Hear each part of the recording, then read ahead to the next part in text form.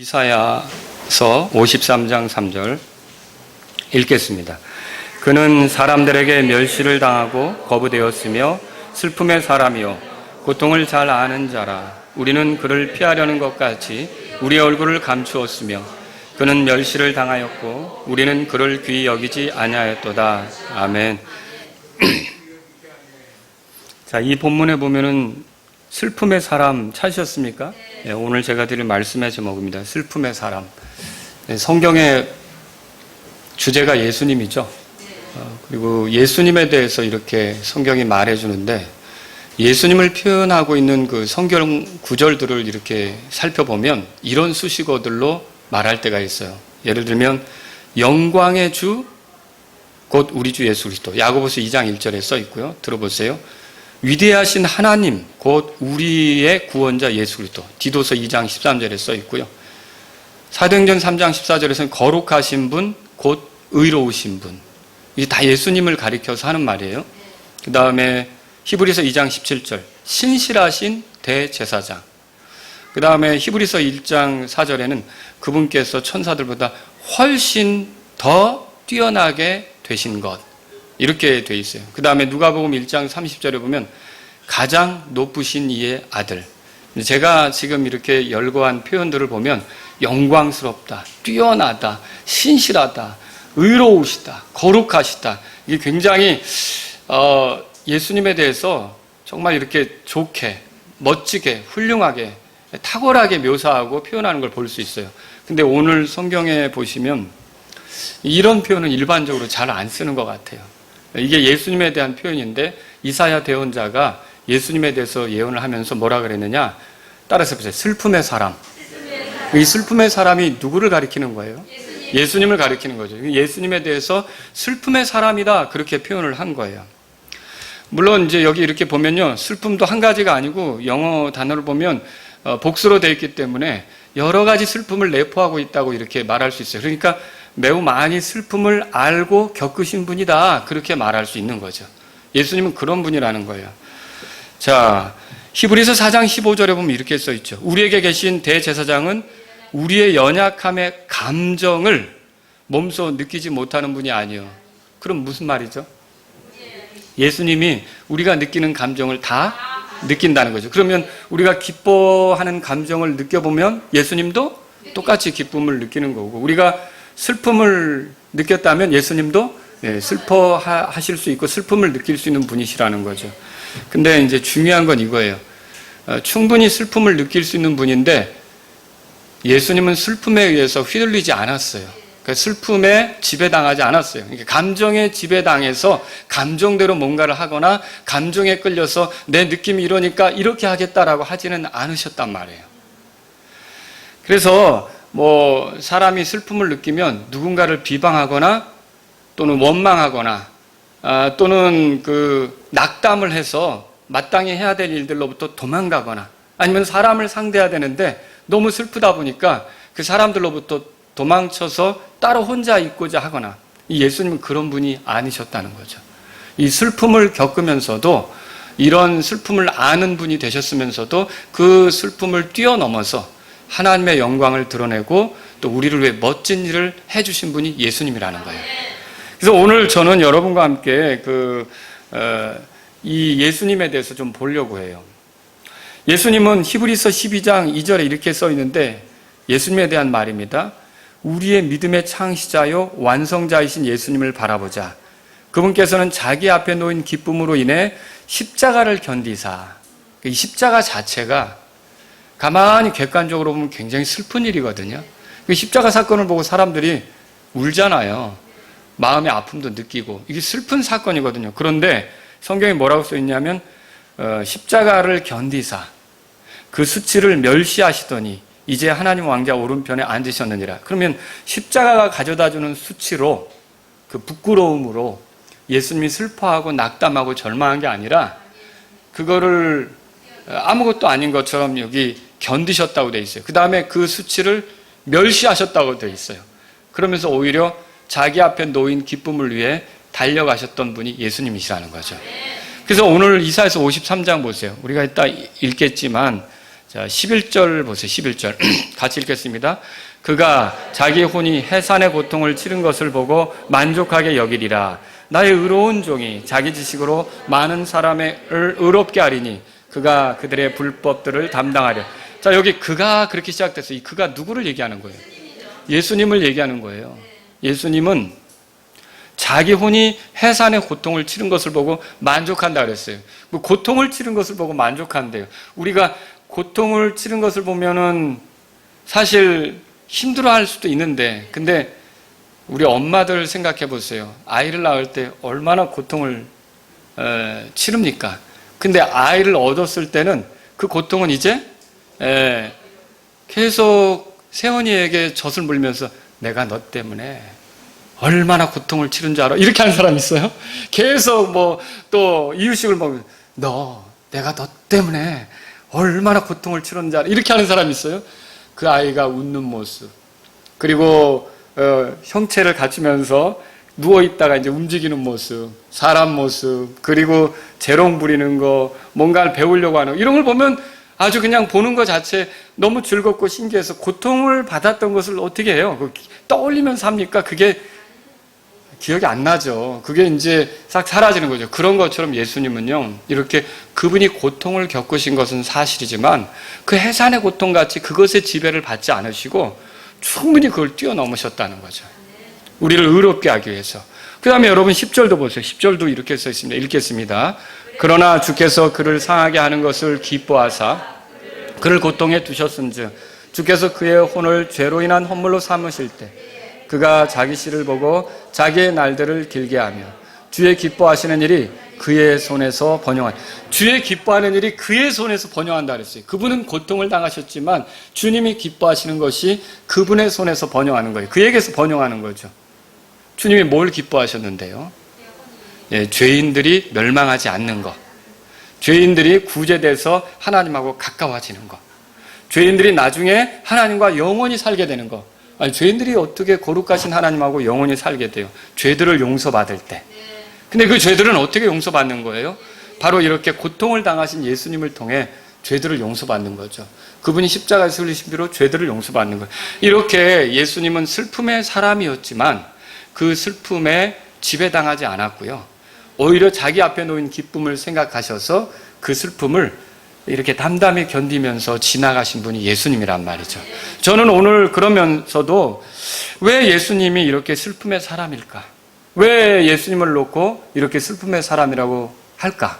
이거를 한번 여러분하고 같이 살펴보면서 우리도 이 땅을 사는 동안 슬픔을 겪을 때가 있지 않습니까? 그런데 그 슬픔으로 인해 절망하기보다는 예수님처럼 잘 견뎌나가는 저와 여러분들이 되기를 바라서 이 말씀을 드리려고 하는 거예요. 자, 그럼 왜 예수님을 슬픔의 사람이라고 합니까? 이것도 세 가지로 정리해 보는데요. 이걸 사람마다 정리하는 방식이 다 다르겠지만 하나님께서 이 말씀을 묵상할 때 저에게는 이제 이런 생각들을 주셨기 때문에 여러분하고 같이 성경을 가지고 이 말씀을 나누려고 하는 거예요. 첫 번째는 뭐냐면 예수님은 사람들로부터 환영받지 못하셨기 때문에 슬픔의 사람입니다. 누구든지 어떤 그룹에 들어갈 때 그 그룹에 속한 사람들에게 환영받아야 잘 적응하고 잘 어울리게 되는 법이에요. 예를 들어서 교회의 지체로 더해질 때 먼저 있던 지체들이 새로 더해지는 지체를 환영하고 기뻐한다면 그 새롭게 더해진 지체가 잘 적응할까요? 네, 당연히 잘 적응하겠죠. 잘 이렇게 지체로서 어울리게 될 거예요. 어느 동아리에 들어간다고 합시다. 대학생활 하는데 그 동아리에 들어갈 때 그 먼저 있던 동아리의 구성원들이 새로 들어가는 그 사람을 환영하는 거예요. 기뻐하는 거예요. 그러면 이 사람이 그 동아리에 들어가서 잘 적응하고 지낼 수 있을까요? 네, 잘 적응하고 지낼 수 있겠죠. 교도소에 들어가는 게 왜 그렇게 부담이 되죠? 사람들이?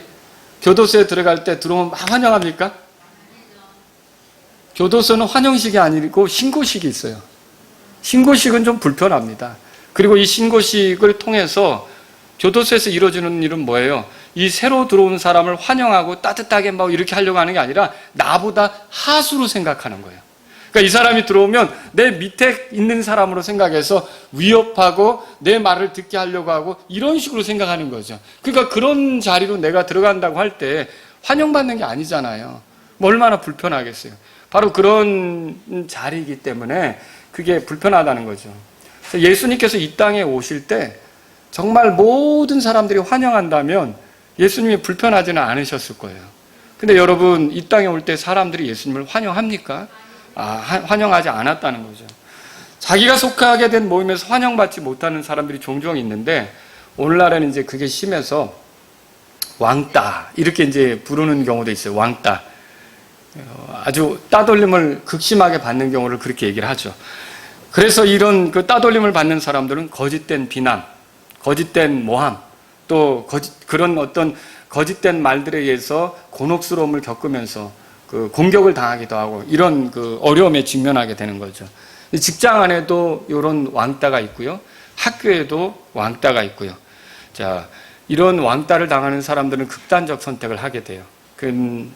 참 우리가 뉴스에서도 종종 보는데 견디지 못하고 삶을 포기하거나, 왜냐하면 의욕이 사라지니까. 환영받지 못하는 거는요, 의욕이 꺾일 수 있는 문제라는 거죠. 살아갈 의욕이 꺾일 수 있는 문제라는 거죠. 군대에서도 뭐 여자분들은, 자매님들은 군대를 가보지 않았지만 대부분 군대에서도 기수열애라는 문화가 있다고 그래요. 그게 뭐냐면 군대는 이제 들어온 기수대로 서열이 정해지는 건데, 선임들에게 안 좋게 보인 그런 사람이 이제 기수열애를 당하는 거예요. 그럼 기수열애를 당한다면 선임들은 더 이상 그 사람을 자기들의 후임으로 여기지 않는 거예요. 그러니까 신경 쓰지 않는 거죠. 돌아보지 않는 거죠. 군생활을 잘하도록 이끌어주지 않는 거죠. 그리고 또 그 밑에 후임들도 계속 들어올 텐데, 이 사람이 기수열애를 당했다는 걸 알면 선임으로서의 대우를 안 하는 거예요. 그럼 완전히 고립되는 거죠. 집에서 떠나서 군생활 자체도 힘든데 이렇게 고립돼서 지내니까 이 사람이 군생활이 즐겁겠어요? 극단적 선택을 할 수도 있겠죠. 탈영을 하거나 아니면 총기 사고 같은 것이 일어날 수도 있는 거예요. 그래서 이런 것들은 좋지 않은데도 우리가 사는 사회에서 이게 일어날 수 있는 문제들이다라고 하는 거죠. 가족 내에는 이런 게 없어요? 가족 내에서도 명절 때 모이면 서로 잘 어울리는 게 가족이어야 하는데, 이게 저쪽에 혼자 가 있는 사람도 있을 수 있는 거고, 또 따돌림을 당하는 사람도 있을 수 있는 거죠.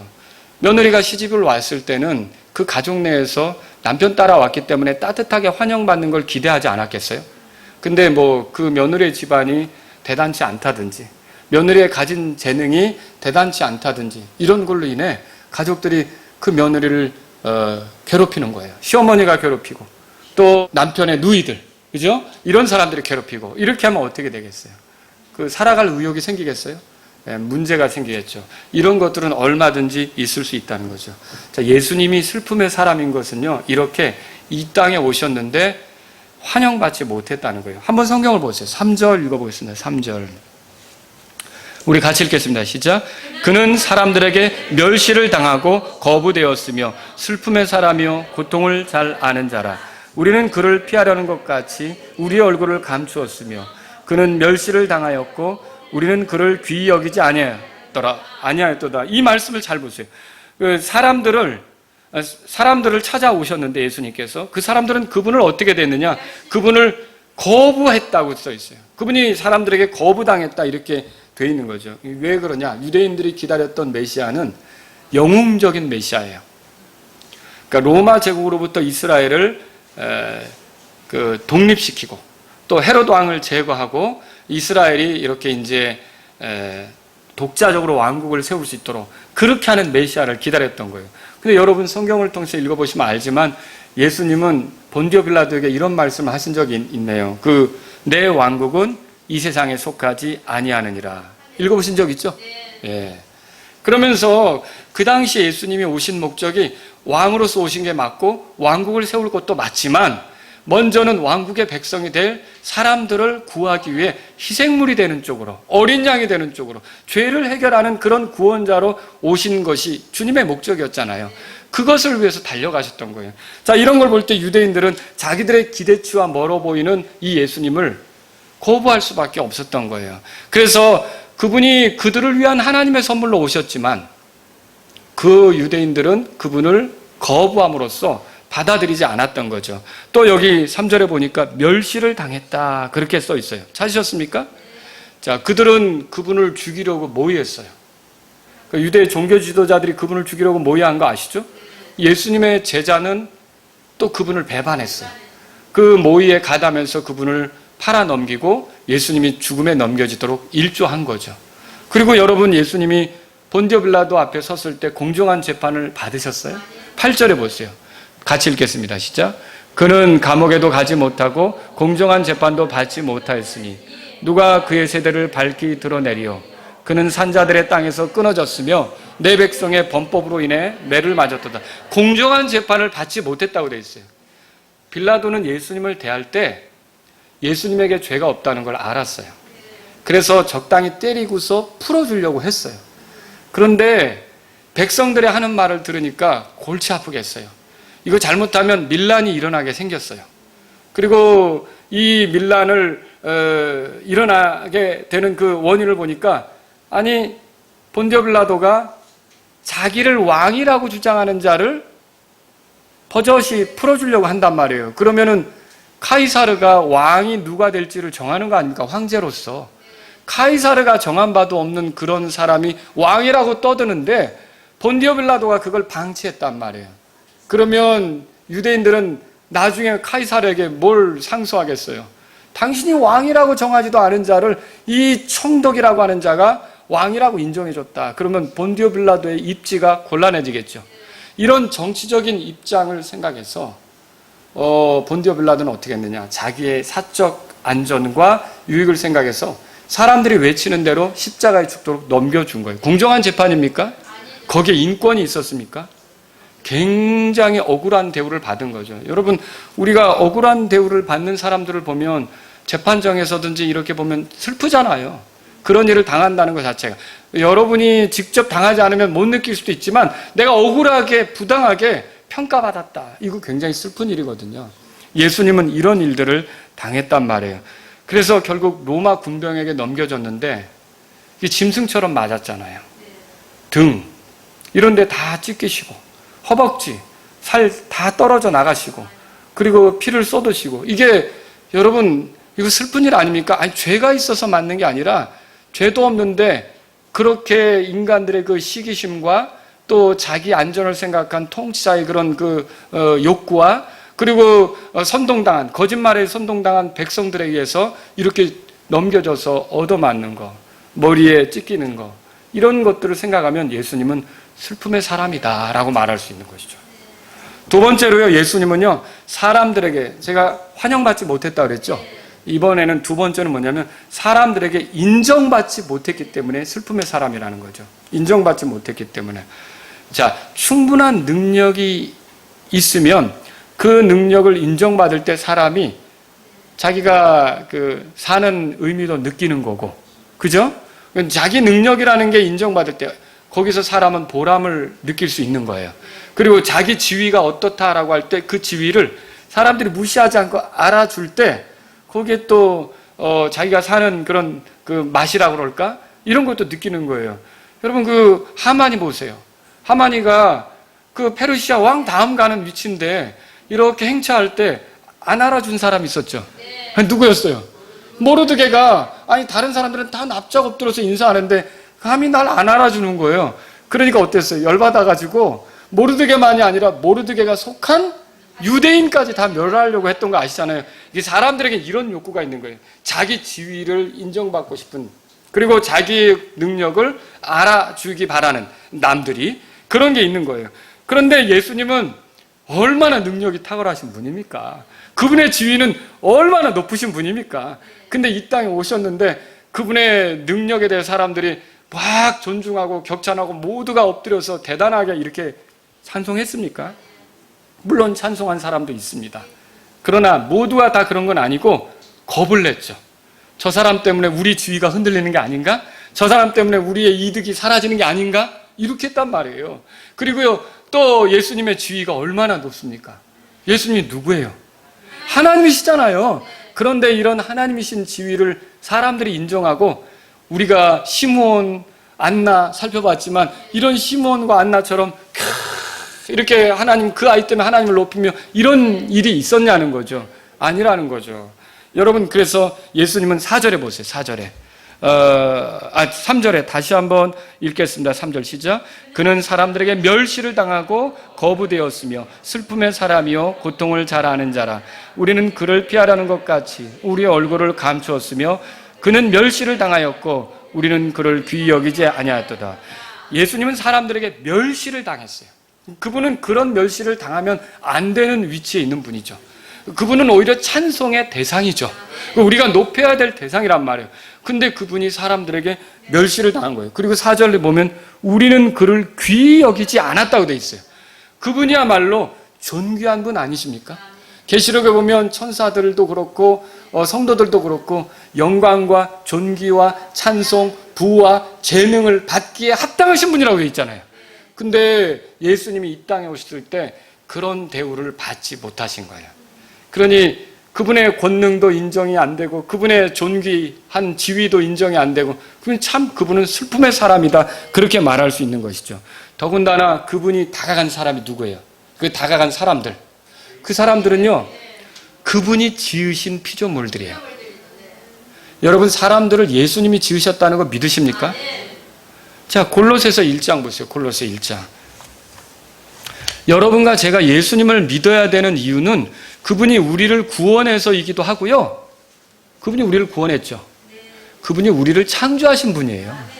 여러분과 제가 예수님을 믿는다는 건 나를 여기 이 땅에 있게 하신 분을 믿는 거예요. 내가 이 땅에 살아가도록 만드신 그분을 믿는 거예요. 그분을 의지하는 거예요. 골로새 1장에 보시면 이게 예수님에 대해서 증언하는 기록이란 말이에요. 1절 보세요. 자, 14절에 그분 안에서 우리가 그분의 피를 통해 구속 곧 죄들의 용서를 받았다. 그분은 우리를 구원하시는 분이에요. 그분은 자신의 피로 우리를 구속하시는 분이에요. 그분은 자신의 피로 우리를 죄들의 용서받게 하시는 그런 분이에요. 그분은 누굽니까? 예수님이시죠. 그런데 16절에 보세요. 다 같이 읽겠습니다. 시작. 이는 그분에 의해 모든 것이 창조되었기 때문이라.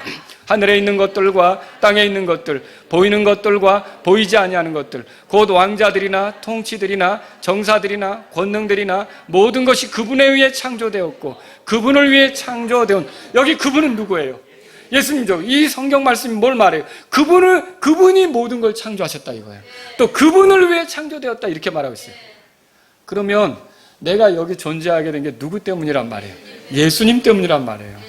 내가 여기에 존재하게 된 게 무엇 때문에 있는 거란 말이에요? 예수님을 위해서 있는 거란 말이죠. 근데 그걸 모르고 그걸 무시하고 내 멋대로 살아간 게 죄죠. 그것 때문에 심판받을 수밖에 없는 거죠.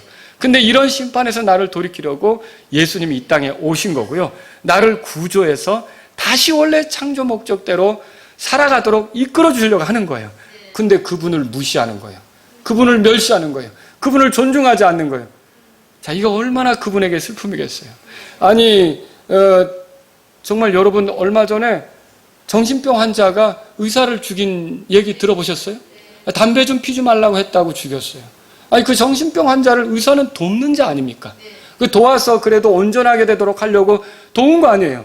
근데 그 의사를 정신병 환자가 죽였다고 할 때 그 의사는 얼마나 슬픈 일을 당한 겁니까? 나는 도와주려고 하는데 나를 그렇게 찔러서 죽였으니. 여러분, 예수님은 우리를 도우려고 이 땅에 오신 거예요. 우리가 죄 가운데 멸망하면 안 되니까 우리를 건지려고 온 거예요. 근데 사람들은 예수님을 존중합니까? 안 했다는 거죠. 멸시했다고 써 있어요. 그리고 귀히 여기지 않았다고 써 있어요. 이사야서 53장에 보세요. 여기 보니까 우리는 그를 피하려는 것 같이 우리 얼굴을 감추었다고 돼 있어요. 여러분, 그 제대로 얼굴을 대주고 그러면 얼마나 좋아요. 살갑게. 요셉을 대할 때 그 형제들이 평안하게 말도 섞지 않았죠. 그런 것처럼요, 이 예수님을 바라보는데 피하려는 것 같이. 이게 무슨 뜻이에요? 아니, 가까이 다가가서 어떻게 오셨나, 우리 때문에 오셨구나, 기뻐하면서 이렇게 해야 되잖아요. 근데 나를 도와주기로 해서 왔는데 피하는 거예요. 저거 상대하지 마. 저거 쳐다보지 마. 여러분, 얼마나 슬픔이 되겠어요. 여러분과 제가 누군가에게 호의를 베푸고 도와주려고 했는데 그가 나를 멸시했다? 직장에서 새로 들어온 지 얼마 안 돼가지고 내가 그렇게 도와줬는데, 아니, 몇 주 지나고 보니까 사람들이 나한테 대해서 다 수근수근거리고 그러고 다니다 보니까 뒤에서 나 헐뜯고 다녔다?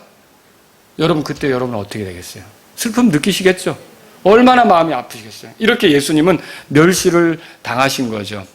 이사야가 뭐라 그랬냐면요, 그래서 이렇게 말했어요. 소도 자기 주인을 알며 나귀도 자기 주인의 구유를 알건만은 이스라엘은 알지 못하며 내 백성은 깊이 생각하지 못하는도다. 그 소도 자기 주인을 안대요. 여러분, 우리가 우리 주인이 누구라는 걸 알아야 되는 거 아닙니까? 근데 그분이 왔는데 이스라엘 백성이 알아본 거예요? 못 알아본 거죠. 그게 그분의 슬픔이란 말이에요. 자기 주인을 알아보지 못하고 그 주인을 멸시하고 거부하는 그 일을 했으니 이게 그분의 슬픔이란 말이죠. 그분과 가깝게 지냈던 동생들은 그럼 그분에 대해서 눈치챘습니까? 시므온도 눈치챘고 안나도 눈치챘으니까 그분의 동생들은 우리 형은 단순히 형이 아니라 정말 대단한 분이죠. 알아봤습니까? 알아보지 못했어요. 또 어떤 사람들은 요한복음 7장 12절에 보니까 예수님에 대해서 서로 말하는데 그가 사람을 속인다 이렇게 얘기했어요. 나는 성실히 당하고 있는데 조심해, 그는 사기꾼이야 라고 누가 나에 대해서 말했어요. 여러분, 그거 나중에 알게 될 때 괜찮습니까? 얼마나 마음이 슬프겠어요. 나는 호의를 가지고 다니는데 예수님이 그 소리를 들으셨다는 거예요. 또 어떤 사람들은요, 자, 요한복음 7장 20절에 이렇게 써 있어요. 예수님이 와서 직접 뭐라 그러냐면 당신은 마귀 들렸다 이렇게 돼 있어요. 그러면 예수님이 그걸 들을 때 그들을 도우려고 했는데 마귀 들렸다고 말하니까 예수님은 어떻겠어요? 마귀 들렸다는 말이 제정신이 아니구나, 미쳤구나 이렇게 말하는 거예요. 예수님에 대해서 그렇게 평가하는데 예수님이 그거 듣고 즐거우셨겠어요? 슬프셨겠죠. 이런 것들이 예수님의 그 겪는 슬픔의 모습이었다는 거죠. 여러분, 아버지인데 자녀들로부터 존중받지 못한다. 이건 아버지의 슬픔이에요. 제가 최근에 어떤 아버지가 딸들 둘이 있는데 제발 한 번이라도 아버지라고 불러줘 봤으면, 그렇게 안타까워하는 아버지가 있더라고요. 그런 아버지도 있더라고요. 그 아버지가 딸들에게 아버지 소리를 못 듣는다. 이거 슬픔이죠. 슬픔이죠. 그리고요, 어머니인데 자녀들로부터 존중받지 못한다? 이것도 슬픔이에요. 아들인데 딸인데 부모로부터 아들, 딸로서 존중받지 못한다? 이것도 슬픔이에요. 버림받았다? 이거 슬픔이죠. 남편인데 아내에게 존중받지 못한다? 이거 남편의 슬픔이죠. 아내인데 남편에게 존중받지 못한다? 이거 아내의 슬픔이고요. 이게 슬픔이에요. 창조주인데 자신이 창조한 그런 피조물로부터 존중받지 못한다? 이거 창조주의 슬픔이죠. 여러분, 이런 것들이 그분에게 있었다는 거죠. 더군다나 요즘은 개들도 존중해요. 개 먹는 그 음식도 선전을 하더라고요.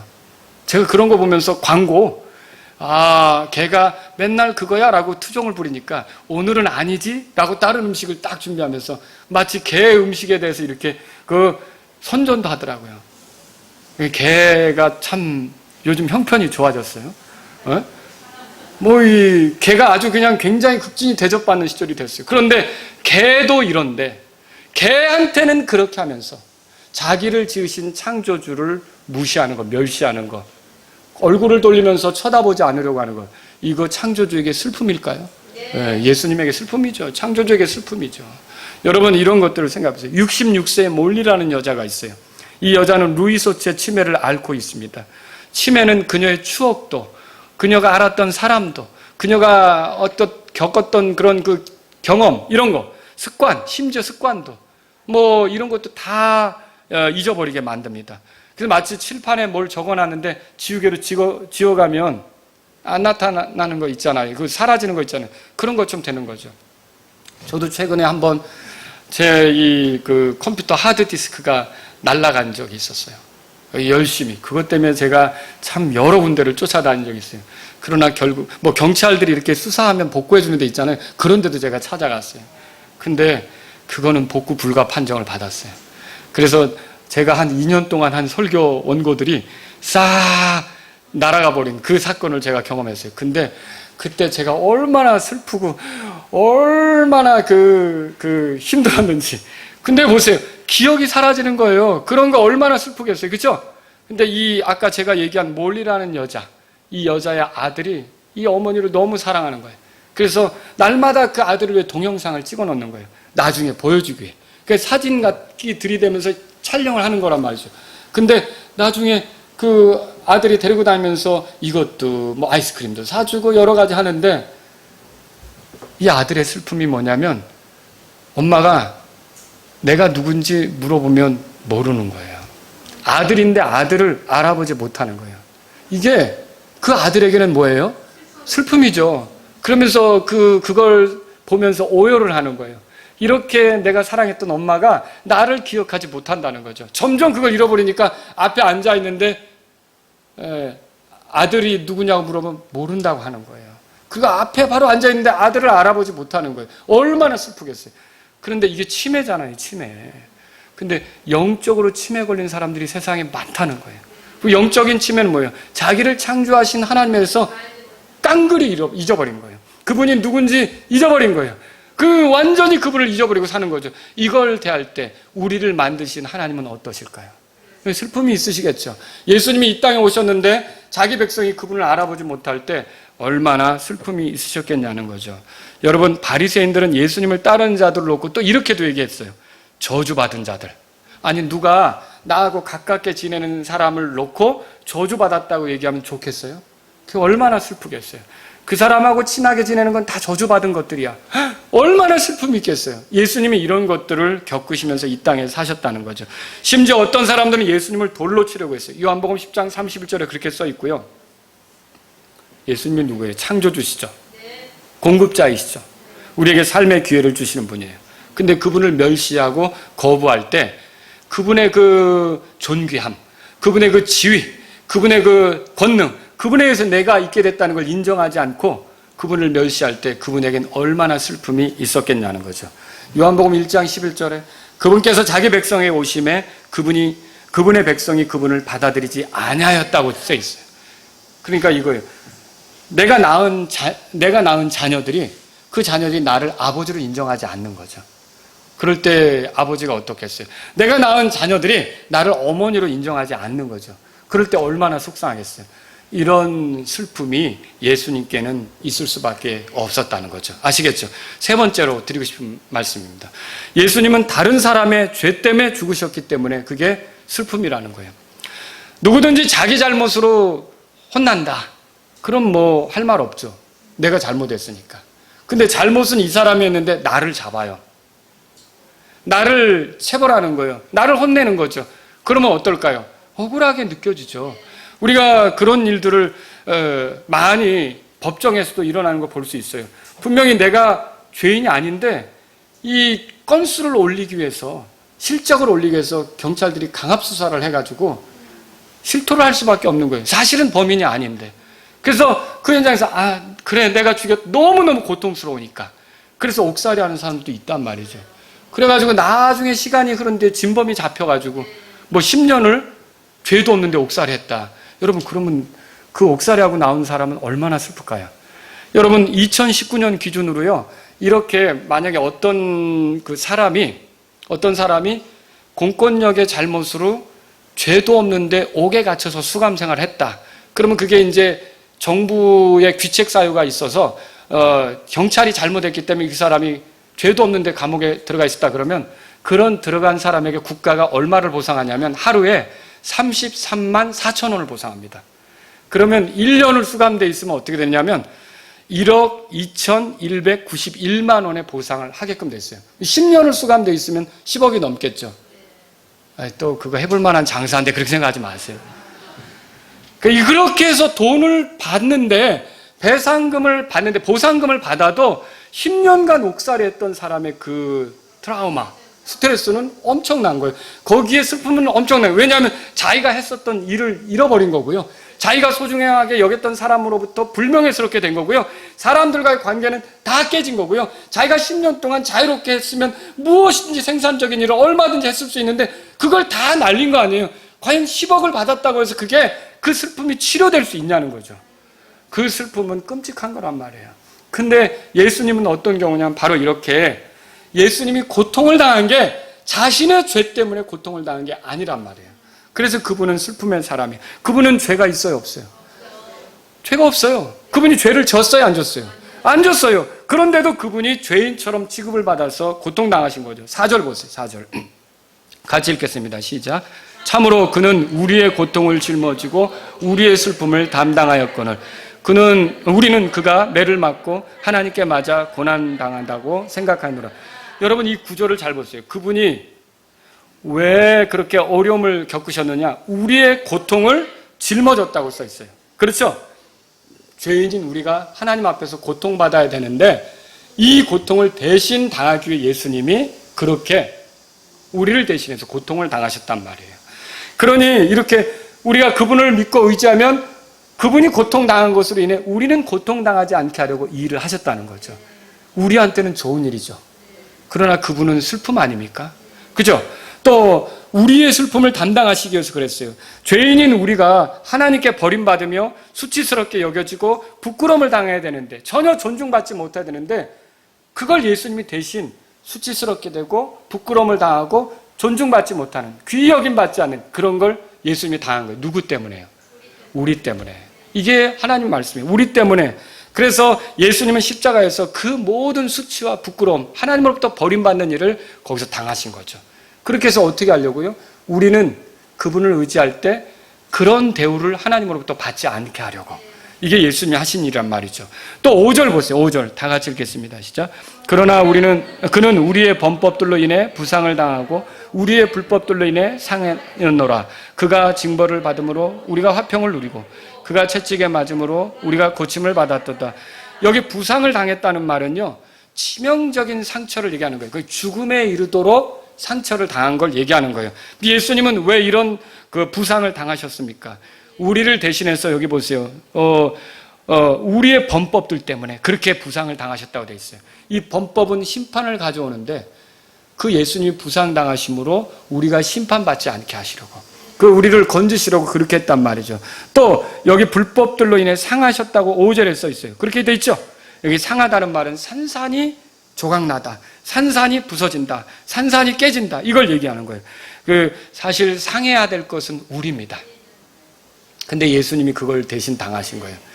왜냐하면 그분이 우리를 사랑하셨고 하나님이 우리를 사랑한다는 걸 아셨기 때문에 우리를 건지시기 위해, 우리가 상하지 않도록 하기 위해 그분이 대신 그 고통을 당하신 거다라고 하는 거죠. 그래서 그가 징벌을 받음으로 우리가 화평을 누렸다, 그렇게 돼 있어요. 그리고 그가 채찍에 맞음으로 우리가 고침을 받았다 그랬어요. 하나님과의 화평을 위해서 그분이 우리를 위해 그 고통을 당한 거고, 또 우리가 영적으로 죄의 병이 들어서 사망에 이르게끔 돼 있는데 우리를 살리기 위해서, 우리를 고치기 위해서 예수님이 우리의 죄를 짊어지고 그 고통을 당했다라고 하는 것이죠. 8절에 보세요. 8절. 자, 다 같이 읽겠습니다. 시작. 그는 감옥에도 가지 못하고 공정한 재판도 받지 못하였으니 누가 그의 세대를 밝히 드러내리요. 그는 산자들의 땅에서 끊어졌으며 내 백성의 범법으로 인하여 매를 맞았도다. 여기 예수님은 우리 범법으로 인해 매를 맞았다고 되어 있어요. 그래, 이 채찍질을 당하신 거, 구타를 당하신 거, 이 매를 맞으신 게 누구 때문이란 말이에요? 우리 때문에, 나 때문에 그렇게 된 거죠. 예수님 자신 때문이 아니었어요. 모든 사람을 위해 그렇게 하셨고, 특히 이 구절을 보시면 내 백성의 범법으로 인하여 매를 맞았다고 그랬는데, 이렇게 결국은 예수님을 믿고 의지하게 될 사람들을 이 하나님으로부터 그런 대우를 받지 않게 하려고 이렇게 하셨단 말이죠. 여러분, 예수님이 이렇게 매를 맞으셨던 거예요. 또 예수님은 하나님께서 그분에 대해 고개를 돌리시는 그런 것으로 인해 슬프셨을 거예요. 그죠? 하나님이 외면하셨잖아요. 외면하셨던 거죠. 인간의 죄가 사망을 가져온 것으로 인해서 슬프셨을 거예요. 그리고 죄로 인한 헌물이 되게끔 죽으셨던 거죠. 12절 보세요. 12절 다 같이 읽겠습니다. 시작. 그러므로 내가 그로 하여금 위대한 자들과 몫을 나누게 하리니 그가 강한 자들과 노력한 것을 나누리라. 이는 그가 자기 혼을 쏟아부어 죽기까지 하며 범법자들과 함께 계수되었기 때문이니라. 그는 많은 사람들의 죄를 담당하였으며 범법자들을 위해 중보하였느니. 이 구절을 잘 보세요. 그분은 어떤 일을 하신 거예요? 범법자들과 함께 계수되었는데 죄인들의 하나로 취급되었던 거예요. 죄가 없는데도. 근데 왜 그렇게 했느냐? 많은 사람의 죄를 담당했대요. 우리 죄를 담당한 거예요. 여러분, 예수님이 십자가에서 죽으신 것이 나의 죄 때문이라고 믿으셔야 되는 거예요. 그분은 원래 그거 당할 필요가 없는 거예요. 죄인은 난데 죄도 없으신 그분이 내 죄를 짊어지고 십자가에서 고통을 당함으로 내가 죄에 대한 심판을 받지 않게 하시려고 그렇게 하셨던 거죠. 그러나 어쨌든 죄도 없는 가운데 그렇게 그 일을 당하셨으니 그것은 사실 슬픈 일 아닙니까? 그런 일이에요. 그런데 여러분, 이렇게 슬픔을 당하셨지만 예수님은 그 슬픔에 흔들린 게 아니라, 휘둘린 게 아니라 그것을 견디면서 앞에 놓인 기쁨을 생각하고 달려가셨던 거죠. 여러분, 저와 여러분도요, 인생을 살아가다 보면 슬플 때를 만날 수 있어요. 우리가 항상 기뻐하는 게 맞죠? 항상 기뻐하라. 성경에 써 있잖아요. 근데 어떻게 지난주에 여러분 항상 기쁘셨습니까? 슬픔을 느낄 때도 있다는 거예요. 근데 그때마다 우리가 생각해야 될 부분은 우리의 슬픔을 짊어지고 슬픔의 사람이 되셨던 예수님을 생각하셔야 된다는 거죠. 여러분, 그분이 슬픔의 사람이 되셔서 우리가 하나님과 화평을 누리고, 그분이 슬픔의 사람이 되시어 우리가 영적 질병에서 고침을 받고, 그분이 슬픔의 사람이 되시어 우리가 하나님 앞에 의롭게 됨을 얻었단 말이에요. 그러니까 그 슬픔의 사람이 되신 예수님을 생각하란 말이죠. 그분이 슬픔의 사람이 되시어 주께서 기뻐하시는 일, 우리가 하나님께로 돌아가는 일이 성취되게 된 겁니다. 주께서는 슬픔의 사람이 되셨지만 그 슬픔으로 인해 비관하거나 낙담하거나 절망하거나 괴로워하거나 속상해하지 않으셨던 거예요. 오히려 우리를 얻는 기쁨으로 즐거워하셨던 거죠. 여러분, 인생을 살면서 누군가에게 환영을 받지 못하는 일이 있을 겁니다. 직장에서든지 교회에서든지 가정에서든지 학교에서든지 어떤 사람이 나를 환영하지 않을 때가 있을 것입니다. 여러분들이 그 느낌에 휘둘리면 안 되는 겁니다. 여러분과 저는 그 속에서 예수님을 생각하셔야 됩니다. 오히려 그 슬픔의 사람이면서도 하나님이 기뻐하는 뜻을 성취하기 위해 일관되게 달려간 것처럼 저와 여러분들은 그런 속에서도 휘둘릴 게 아니라 어떻게 되겠습니까? 하나님의 영광을 생각하고 달려가는 게 우리의 삶이어야 한다는 것이죠.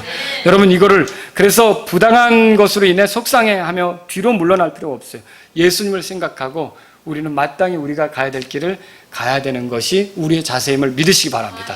또 여러분, 인생을 살면서 누군가 내 가치를 인정해 주지 않을 때가 있어요. 내가 가진 지위, 내가 가진 재능, 내가 해온 수고, 이런 것들을 인정해 주지 않을 때가 있어요. 그럼 여러분 마음이 상할 수 있을걸요? 그러나 그럴 필요 없습니다. 사람들이 나를 인정하지 않아도 나를 아시는 분은 따로 계십니다. 그렇죠? 우리는 그런데 휘둘릴 필요가 없어요. 그저 주님이 내게 주신 재능, 주께서 내게 주신 지위, 주께서 내게 주신 기회, 이런 걸 통해 하나님의 영광을 계속 달려가는 것만이 우리에게 필요한 것입니다. 이게 예수님, 슬픔의 사람이신 예수님을 생각하는 그런 사람에게서 나올 수 있는 삶의 모습이라는 거죠. 여러분, 끝으로 하나 더 말씀드릴게요.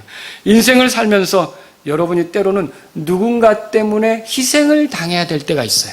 누군가 때문에 손해를 봐야 될 때가 있어요. 누군가 때문에 어려움에 직면해야 될 때가 있어요. 누군가 때문에 난처한 일을 당할 때가 있어요. 그때도 여러분이 슬픔의 사람이셨던 예수님을 생각하시기 바랍니다. 예수님은 자신이 슬픔의 사람이 되셔서 오히려 내가 하나님께로 돌아가고 하나님과 가까워지고 창조의 목적대로 살고 이렇게 되는 걸 원하셨잖아요. 그렇다면 여러분이 때로는 교회에서 어떤 지체로 인해 마음이 좀 힘들어지고 어떤 지체로 인해 상처받을 때라도 여러분이 그런 거에 개의치 말고 그런 거에 휘둘리지 말고 오히려 그 사람이 창조의 목적대로 살고 오히려 그 사람이 하나님의 영광을 위해 하나님과 화평하게 회복이 되고 이런 것들에 여러분이 마음을 쏟으면서 달려가시기 바랍니다. 내가 보여줄 중보의 자세를 예수님처럼 보여주면서 이 사람의 부족함을 놓고 하나님께 기도하는 거. 하나님, 불쌍히 여겨주세요. 예수님 십자가에서 달리셔서 뭐라 그랬어요? 자기를 슬픔으로 이끈 사람들을 놓고 아버지여 저들은 자기들이 하는 것을 알지 못합니다. 저들을 용서해달라고 하지 않습니까? 이것이 바로 슬픔의 사람을 아는 사람의 모습이라는 거죠. 가정에서도 그래요. 우리의 살아가는 환경에서도 그래요. 우리를 힘들게 하는 많은 사람들이 있을 수 있는데 우리가 그들로 인해 힘들어질 수 있는데 여러분 그때에도 우리가 낙심하고 절망할 게 아니라 중보자로서 우리가 중간에 서서 하나님과 그들을 이렇게 더 가깝게 하는 그런 역할을 하는 저와 여러분들이 될 때 여러분이 슬픔의 사람인 예수님을 따라가는 그런 사람들이 되는 거예요. 예수님이 우리를 부르셨을 때 이렇게 말씀하셨죠. 베드로전서 2장 21절에 보면 우리가 그분이 우리를 위해 고난 당하셨고요. 우리가 그분의 발자취를 따라가도록 우리를 부르셨다고 써 있어요. 이런 걸 안다면 저와 여러분들은요. 예수님이 슬픔의 사람이셨던 것처럼요. 우리도 때로는 슬픔을 겪을 때 슬픔에 휘둘릴 게 아니라 정말로 하나님의 영광을 생각하고 여러분 따라해보세요. 항상 기뻐하라. 예, 그런 자세로 우리가 사는 게 필요하다는 거죠. 또 따라해보세요. 모든 일에 감사하라. 예, 내가 감사하고 싶은 것만 감사할 게 아니라 뭐라고 성경에 써 있었어요? 모든 일에 감사하라. 예, 이렇게 여러분이 살아갈 때 그 슬픔의 사람을 아는 자로서 열매가 있게 될 걸 믿으시기 바랍니다. 우리 기도하겠습니다. 오늘 이 말씀을 들으신 여러분 가운데 예수님께 감사하고 싶으신 분이 있으십니까? 이렇게 나 때문에 슬픔의 사람이 되셨지만 견디시면서 기쁨으로 나아가신 주님, 주님 때문에 내가 죄의 짐을 덜었고, 주님 때문에 내가 하나님과 화평하게 되었고, 주님 때문에 내가 삶의 목적을 찾았습니다. 이 일로 인해 주님께 감사합니다. 이렇게 기도하실 분이 있습니까? 그러면서 주님이 이제 내게 보여주신 대로 나도 그렇게 걷기를 원합니다. 이런 분이 있으십니까? 이 시간 주님 앞에 그렇게 기도하십시오. 주님, 제가 이 세상을 살아가다 슬픔을 만나더라도 거기에 휘둘리지 않고 정말 제가 오히려 주님처럼 살아갈 수 있기를 원합니다. 이런 분이 있다면 여러분, 누군가 나를 환영하지 못할 때, 누군가 나를 인정해주지 않을 때, 내가 누군가를 대신해서 어려움을 겪을 때 주님, 내가 항상 기뻐하고 모든 일에 감사하는 사람으로 살도록 내 안에서 능력이 내주세요. 이렇게 기도하실 분이 있으십니까? 오늘 말씀 생각하면서 여러분이 주님께 나아가시면 좋겠습니다.